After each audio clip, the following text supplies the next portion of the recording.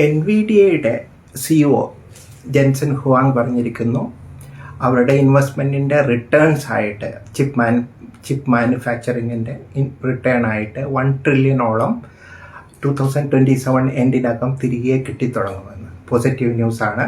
വലിയ ഇൻവെസ്റ്റ്മെൻറ്റുകളാണ് artificial intelligence ചിപ്പുകൾ ഇതുവരെ നടന്നിട്ടുള്ളത്. അതിൽ നിന്ന് റിട്ടേൺ വന്ന് തുടങ്ങിയിരിക്കുന്നു എന്ന് നമുക്ക് മനസ്സിലാക്കാം. ശുഭവാർത്ത. മിഡിൽ ഈസ്റ്റിലെ ടെൻഷൻ തുടരുന്നു. പലരും ഡിപ്ലോമാറ്റിക് ചർച്ചകളെക്കുറിച്ച് സംസാരിച്ചു തുടങ്ങിയിട്ടുണ്ട്. സപ്ലൈ ചെയിൻ പലയിടത്തും ഡിസ്റപ്റ്റഡ് ആണ്.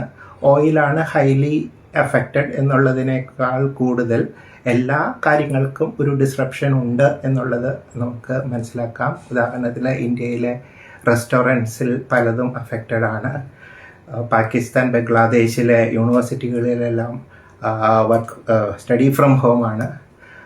ഫിലിപ്പൈൻസ്, അതേപോലെ തന്നെ ഏഷ്യൻ കൺട്രീസിൽ പലതിലും വർക്ക് ഫ്രം ഹോം ആക്കിയിരിക്കുന്നു.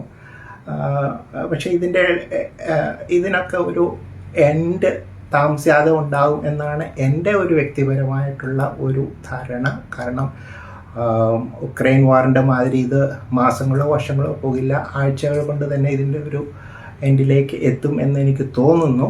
ഇവിടെ എനിക്ക് സജസ്റ്റ് ചെയ്യാനത് ഇന്ത്യയിലെ ഡിഫൻസ് സെക്ടറിലേക്ക് നോക്കുക.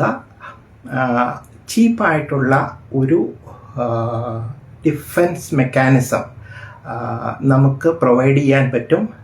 അതിൽ ഇൻവെസ്റ്റ്മെൻറ്റ് വരാൻ സാധ്യതയുണ്ട്. അതുകൊണ്ട് ഇന്ത്യൻ സ്റ്റോക്സിലെ ഡിഫൻസ് സെക്ടേഴ്സിന് ഒരു പുഷ് അടുത്ത വർഷങ്ങളിൽ കിട്ടാൻ സാധ്യതയുണ്ട് എന്ന് കരുതുന്നു.